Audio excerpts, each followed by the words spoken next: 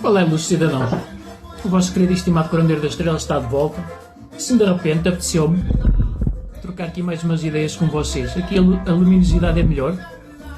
No escritório a luz está muito em cima do acontecimento e é forte. Acaba por estragar um pouco aqui a visibilidade do vídeo. Isto está um bocadinho melhor. Embora aqui aquilo que mais me interessa é passar a mensagem para vocês. E o que é que eu quero trazer hoje para vocês? É mais um exemplo.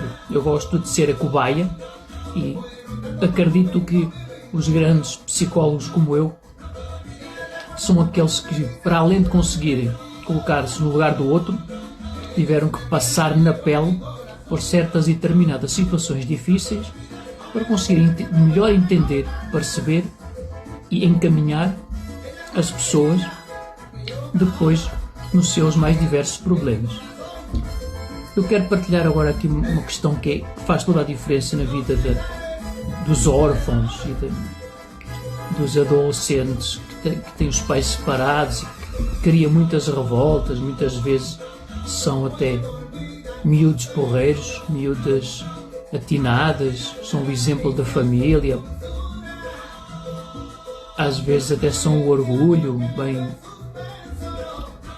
bem visíveis na escola, com notas que se destacam, e depois os pais separam-se. Nem precisamos de falar de serem órfãos ou órfão apenas de pai ou de mãe, mas basta os pais separarem-se e de um momento para o outro a revolta é tão grande com a dor que têm dentro de si, que começam a fumar, começam a usar drogas, a beber sem controle, e perdem ali o fio à meada na vida das pessoas.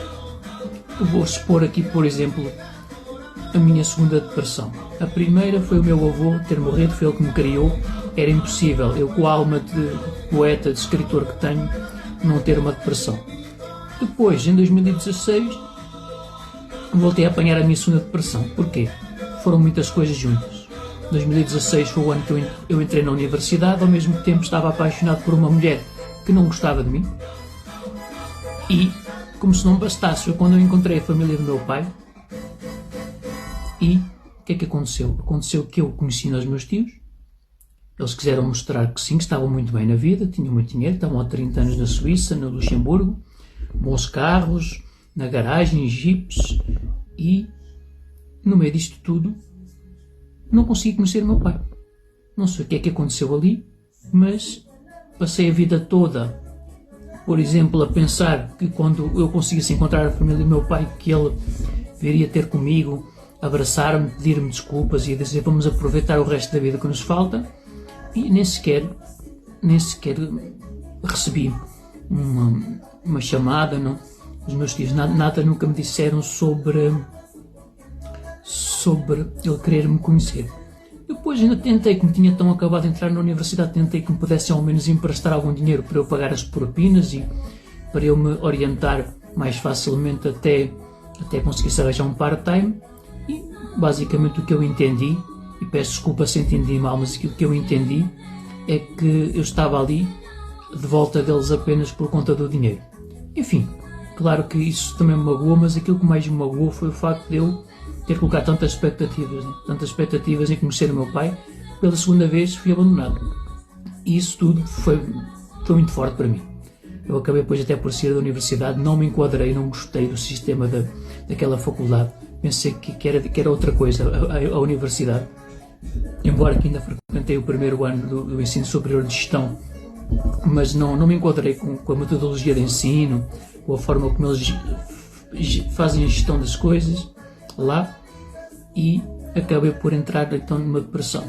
Passei então o ano 2017 em depressão e a curar essa depressão sozinho, com os meus tratamentos como curandeiro, e esta sensibilidade que é muito boa para ajudar os outros. Quando é connosco é mais difícil de colmatar, de superar, mas que lá considera a volta.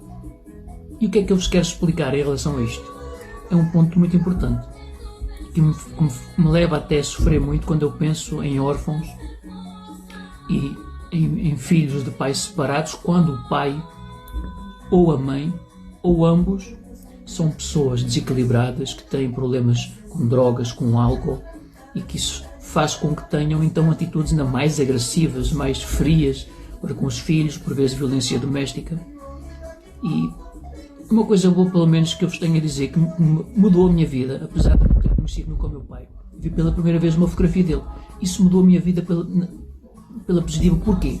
Porque apesar de eu não o ter conhecido, e hoje com 40 anos ainda não o conheço, provavelmente nunca o vou conhecer, mas o facto de eu saber que ele estava bem na vida, que ele estava na Suíça, que tinha vencido na vida, que tinha um bom pé de meia para ele, que estava bem com a minha madrasta e os meus irmãos, isso para mim foi completamente diferente do que se eu recebesse uma notícia de que ele tinha-se perdido no jogo, que era um Zé Ninguém, que se tinha perdido no álcool, que era alcoólatra, ou que até podia ter cometido algum crime relacionado com isso ou com drogas e que estava preso na prisão, na cadeia.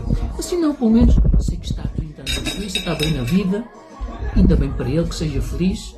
Hoje eu com 40 anos também faço a minha vida, de vez em quando lembro-me, claro que dói, claro que choro, claro que sofro, mas é completamente diferente de uma situação em que, como eu referi anteriormente, ele esteja preso por drogas, por álcool. Isso é o que ainda mais me dói, o que mais me faz pensar como é que um adolescente consegue superar uma situação dessas. E tenho estudado muito, imenso, sobre isso, mas de facto deve ser completamente impossível uma pessoa abstrair-se dessa situação.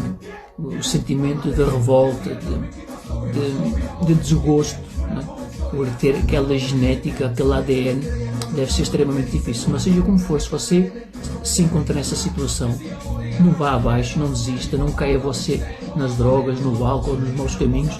Se puder, venha falar comigo, vamos falando. Como sabem, eu não levo nada de especial e pago até, se for preciso, o que quiser para as minhas consultas. O meu objetivo não é ficar rico, é ajudar as pessoas. Por isso, acima de tudo, apenas não desista dos seus sonhos, dos seus objetivos. Não deixe que essas más memórias, recordações, afetem a vossa vida. E com mais este assunto eu me despeço de vocês, acabando por vos dar até a conhecer um pouco mais de mim, enquanto pessoa, ser humano. E é isto. Fiquem bem e que Deus vos abençoe.